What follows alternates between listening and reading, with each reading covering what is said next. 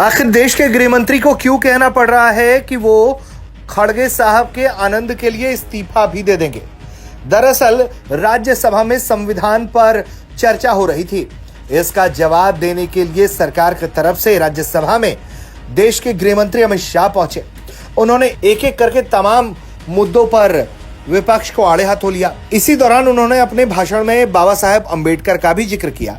इसी को लेकर देश के गृह मंत्री अमित शाह पर आरोप है कि उन्होंने बाबा साहेब अंबेडकर का अपमान कर दिया है। देश में जो विपक्षी पार्टियां हैं वो लगातार उनसे माफी मांगने की मांग कर रही हैं, उनके इस्तीफे की मांग कर रही हैं।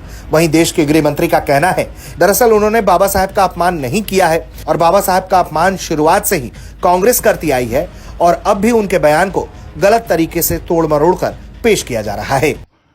गृह मंत्री का कहना है कि वो कानूनी कार्रवाई के विकल्प को भी देख रहे हैं कि जिस तरह से उनके बयान को तोड़ मरोड़ कर जनता के सामने पेश किया जा रहा है, अफवाह फैलाने की कोशिश की जा रही है। विपक्ष के इस मंसूबे को सफल नहीं होने देंगे। मान्यवर, अभी एक फैशन हो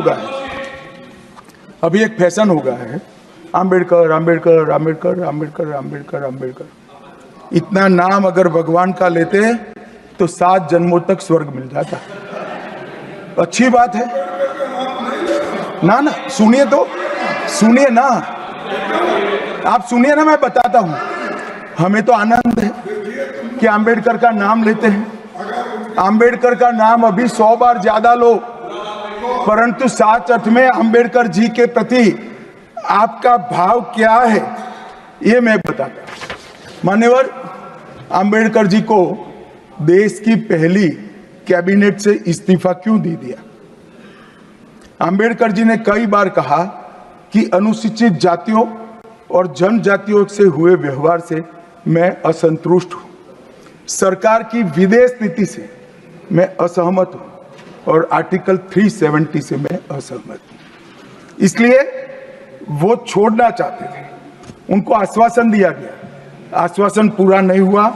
उन्होंने इग्नोरेंस के चलते इस्तीफा दे दिया और एक श्री BC रॉय ने पत्र लिखा कि अंबेडकर और राजा जी जैसे 2 महानुभाव मंत्रिमंडल छोड़ेंगे तो क्या होगा।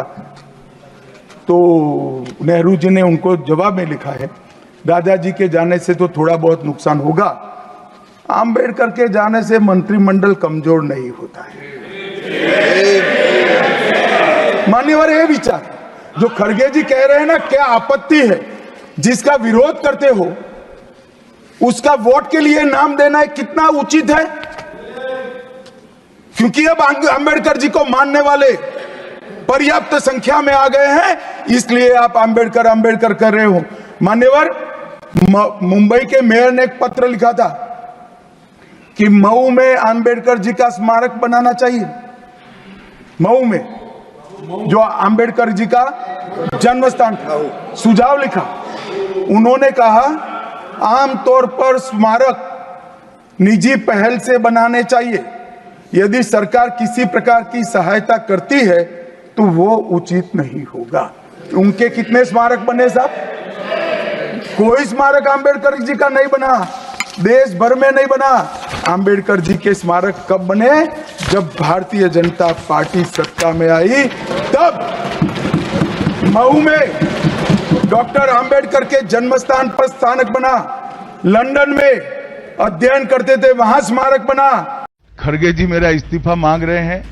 इनको आनंद होता है तो शायद मैं दे भी दूं, मगर इससे इनकी समस्या का अंत नहीं है। अभी 15 साल तक कम से कम उनको वही जगह पे बैठना है जहां वो बैठे हैं। खड़गे साहब, मेरे इस्तीफे से आपकी दाल नहीं गलने वाली। राज्यसभा में मेरे बयान को तोड़ मरोड़ कर पेश किया गया। मेरा मीडिया के सभी मित्रों से आग्रह है, कांग्रेस ने सार्वजनिक जीवन में जो पद्धति की है कि बयानों को तोड़ मरोड़ कर पेश करना, हो हल्ला मचाना और भ्रांति खड़ी करना। पहले उन्होंने नरेंद्र मोदी जी के भी एडिटेड बयानों को सार्वजनिक किया। चुनाव जब चल रहा था, मेरे बयान को AI का उपयोग कर एडिट किया गया और पूरे देश में इसको प्रसारित करने का घृणित काम किया गया। और आज अंबेडकर जी के लिए मेरी बात को तोड़ मरोड़ कर वो पेश कर रहे हैं।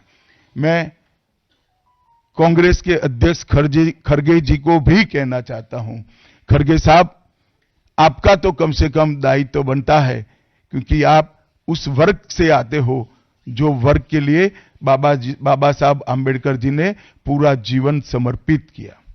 आपने कम से कम कांग्रेस के एक कुत्सित प्रयास में सपोर्ट नहीं करना चाहिए था। मुझे बड़ा दुख है कि आप भी राहुल गांधी जी के दबाव में इसके अंदर शामिल हुए हो।